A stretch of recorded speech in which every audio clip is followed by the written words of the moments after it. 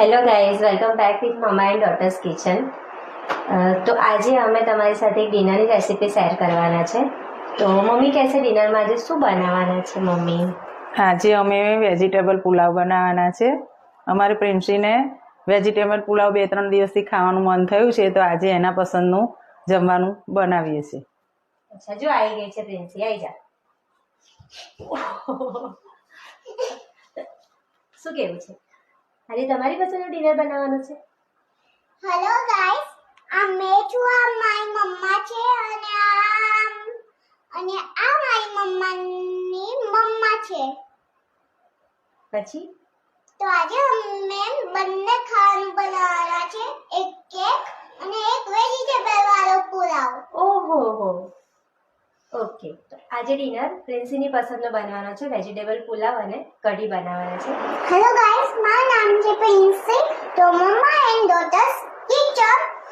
તો આ છે પોટેટો, આ છે કેરેટ અને આ છે ઓનિયન, આ છે ટોમેટો, આ છે કેપ્સિકમ, કોલીફ્લાવર છે.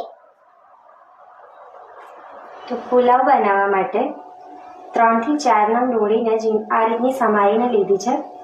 જોઈ શકો છો, એકદમ ઝીણી નથી સમારી. અમે 2 થી 3 ટોમેટો આ રીતે ઝીણા સમારીને લીધા છે. કેપ્સિકમને પણ આ રીતે કટ કરીને લીધા છે. વટાણા છે જે બોઇલ કરીને લીધા છે. ફ્લાવર છે, જે ફ્લાવરને અમે ધોઈને સરસ એને ઝીણો સમારી લીધો છે અને વોશ કર્યા પછી એનું બધું જે બી વોટર હતું એક કિચન ટાવલમાં અમે લૂછી લીધું છે. એ જ રીતે પોટેટોને પણ અમે આ રીતના સમાર્યા છે અને પણ કિચન ટાવલમાં અમે સોક કરી લીધા છે. 2 થી 3 કેરેટને આ રીતે ઝીણા ખમણી લીધા છે. પુલાવ બનાવવા માટે સૌથી પહેલાં ગેસ ઓન કરીશું. હવે એક મોટું કઢાઈ લઈ લીધું છે. 4 થી 5 જણ માટે બનાવવાનો છે વેજીટેબલ પુલાવ, તો એના માટે મોટું વાસણ તો જોઈએ જ જોઈએ. હવે આ કઢાઈમાં તેલ એડ કરીશું. તમે જે પણ તેલ ખાતા હોય એ આમાં એડ કરી શકો છો. હવે જે ફ્લાવર સમારીને રાખ્યો હતો ને એ ફ્લાવર આમાં એડ કરીશું. ફ્રેન્ડ્સ, અમે ઘણી રીતે વેજીટેબલ પુલાવ બનાવીએ છીએ, પણ આજે જે વેજીટેબલ ફ્રાય કરીને અમે પુલાવ બનાવીએ છીએ ને એની રેસીપી તમારી સાથે શેર કરી રહ્યા છે. હવે આ ફ્લાવર જે છે એ તેલમાં એક સરસ રીતે સતડાઈ જાય ને ત્યાં સુધી એને ફ્રાય કરવાનો છે. આ ફ્લાવરને સરસ હલાવતા જવાનું છે અને એને ફ્રાય કરી લેવાનો છે. એને સતત એટલા માટે ચલાવવાનો નથી, થોડી વારે, કે એક બાજુથી સરસ રીતે શેકાઈ જાય અને બીજી બાજુથી કાચો ના રહી જાય. એટલા માટે એને સરસ હલાવતા જઈ અને ફ્રાય કરી લેવાનો છે. જોઈ શકો છો, ફ્લાવરનો કલર થોડો ચેન્જ થવા માંડ્યો છે. આપણે એને બહુ બળી પણ નથી જવા દેવાનો, જેથી કરીને પુલાવમાં એનો ટેસ્ટ ખરાબ લાગે. એટલે થોડો ગોલ્ડન બ્રાઉન જેવો થાય ને ફ્લાવર, એટલે આપણે એને કાઢી લેવાનો છે. તો ગોલ્ડન બ્રાઉન થઈ જ ગયો છે અને આ સમયે ફ્લાવરને આપણે તેલમાંથી બહાર કાઢીને એક વાસણમાં મૂકી દઈશું.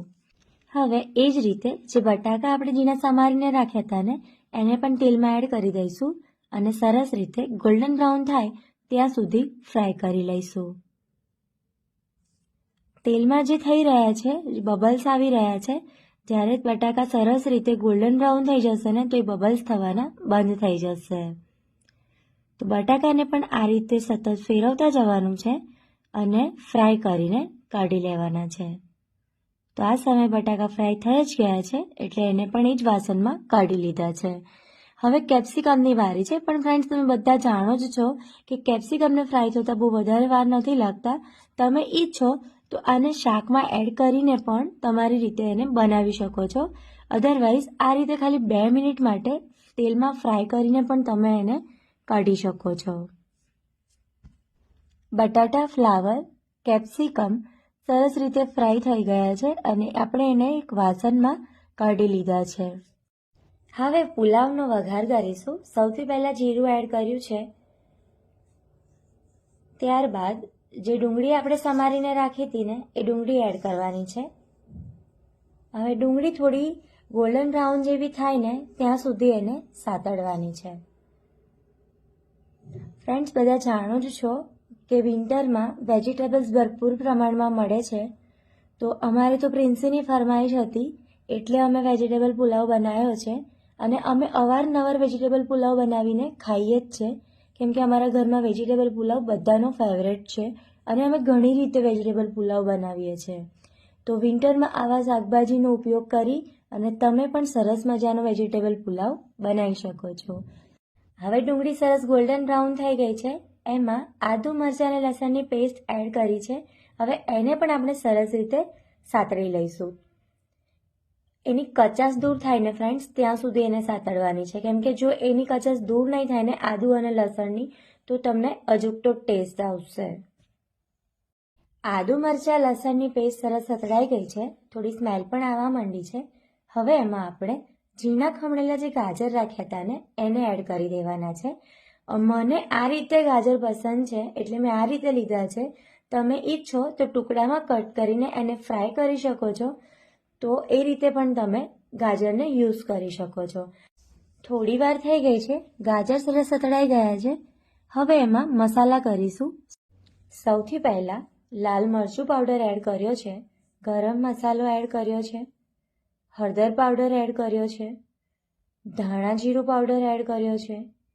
આ જ સમયે મીઠું પણ એડ કરી દઈશું આપણે. હવે આ મસાલાને સરસ રીતે મિક્સ કરી લઈશું. મસાલા સરસ રીતે મિક્સ થઈ ગયા બાદ આપણે જે ઝીણા સમારેલા ટામેટાં રાખ્યા હતા ને એ એમાં એડ કરી દઈશું. હવે આ ટામેટાં એકદમ સરસ રીતે મસાલામાં ભળી જાય ને ત્યાં સુધી એને થવા દઈશું. જોઈ શકો છો ટામેટાં સરસ રીતે મસાલામાં ભળી ગયા છે. ગાજર, ટામેટાં અને ડુંગળી એક સરખા જ દેખાય છે. હવે એમાં જે વેજીટેબલ્સ ફ્રાય કરીને રાખ્યા હતા ને આપણે એને એડ કરીશું. આ બધા વેજીટેબલ્સ મસાલા સાથે સરસ રીતે મિક્સ થઈ જાય એ રીતે એને ચલાવી લઈશું. થોડી વાર માટે એને થવા દઈશું અને મિક્સ કરી લઈશું. ત્યારબાદ એમાં લીલા વટાણા એડ કરીશું. જે આપણે બોઇલ કરીને રાખ્યા હતા ને એ લીલા વટાણા આમાં એડ કરી દેવાના છે. તો બધા વટાણા એડ થઈ ગયા છે. હવે આને પણ આપણે સરસ રીતે ફેરવી લઈશું. વેજીટેબલ્સ મસાલા સાથે સરસ મિક્સ થઈ ગયા છે. હવે એમાં આપણે 2 ચમચી જેટલું દહીં એડ કરવાનું છે. હવે આ દહીંને પણ વેજીટેબલ સાથે સરસ મિક્સ થઈ જાય ને ત્યાં સુધી હલાવીને મિક્સ કરી લેવાનું છે. ફ્રેન્ડ્સ, પુલાવમાં વેજીટેબલ્સ થોડા વધારે લેશો તો જ પુલાવ તમારો ટેસ્ટી બનશે, નહીં તો પછી એકલા તમે રાઈસ ખાતા હશો ને એવું ફિલિંગ આવશે. એટલે ગમે ત્યારે તમે ગમે તે રીતથી પુલાવ બનાવો પણ એમાં વેજીટેબલ્સનું પ્રમાણ વધારે જ રાખવાનું છે.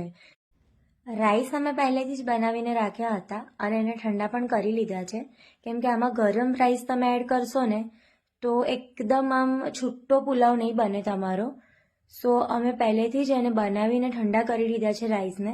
અમે આજે નોર્મલ રાઈસથી જ પુલાવ બનાવી રહ્યા છે. બાસમતી રાઈસ યુઝ નથી કર્યા. તમે ઈચ્છો તો બાસમતી રાઈસ પણ યુઝ કરી શકો છો, પણ આજે અમે નોર્મલ રાઈસથી જ પુલાવ બનાવ્યો છે. વેજીટેબલ્સને જે મસાલો કરેલો હતો એમાં બધા રાઈસ એડ કરી દીધા છે. હવે આ રીતે એને મિક્સ કરી લઈશું સરસ. જુઓ, આ રીતે મિક્સ કરતા જઈને એને જ્યાં સુધી પરફેક્ટલી મિક્સ ના થઈ જાય રાઈસ વેજીટેબલ સાથે ત્યાં સુધી એને ચલાવવાનું છે. રાઈસ અને વેજીટેબલ્સ એક સરખી રીતે મિક્સ થઈ ગયા છે, જોઈ જ શકો છો તમે. હવે આ ટાઈમ પર આપણે ધાણા એડ કરીશું. જુઓ, બધા ધાણા એડ કરી દીધા છે. હવે આ લીલા ધાણા પુલાવ સાથે મિક્સ કરી દઈશું. એ સરસ રીતે આપણે એને ફેરવી લઈશું. ફેરવી લીધા છે ધાણાને પણ વેજીટેબલ પુલાવ સાથે મિક્સ કરી લીધા છે. જોઈ શકો છો પરફેક્ટલી આપણો વેજીટેબલ પુલાવ બની અને રેડી છે. જો તમે ચીઝ ખાવા ઈચ્છતા હોય તો આ પુલાવને ડીશમાં સર્વ કરીને એની ઉપર ચીઝ પણ એડ કરીને ખાઈ શકો છો. થોડી વાર માટે આ પુલાવને ઢાંકી દેવાનો છે જેથી કરીને સરસ ગરમ થઈ જાય. થોડી વાર થઈ ગઈ છે, પુલાવને જોઈ લઈશું આપણે. જોઈ જ શકો છો કેટલો મસ્ત કલર આવ્યો છે અને ટેસ્ટમાં પણ એટલો જ સ્વાદિષ્ટ હશે. મેં હજી ટેસ્ટ નથી કર્યો પણ ડેમ શ્યોર કે ટેસ્ટમાં પણ એટલો જ સરસ હશે, કેમ કે અમે તો અવારનવાર આવો પુલાવ બનાવીને ખાતા જ હોઈએ છીએ. તો તમે પણ આ રેસીપી ટ્રાય કરો અને મને કમેન્ટમાં જણાવો કે તમને આ રેસીપી કેવી લાગી, પુલાવ કેવો લાગ્યો. અને હજી તમે જો મારી ચેનલને સબસ્ક્રાઈબ ના કરી હોય તો સબસ્ક્રાઈબ કરી લેજો.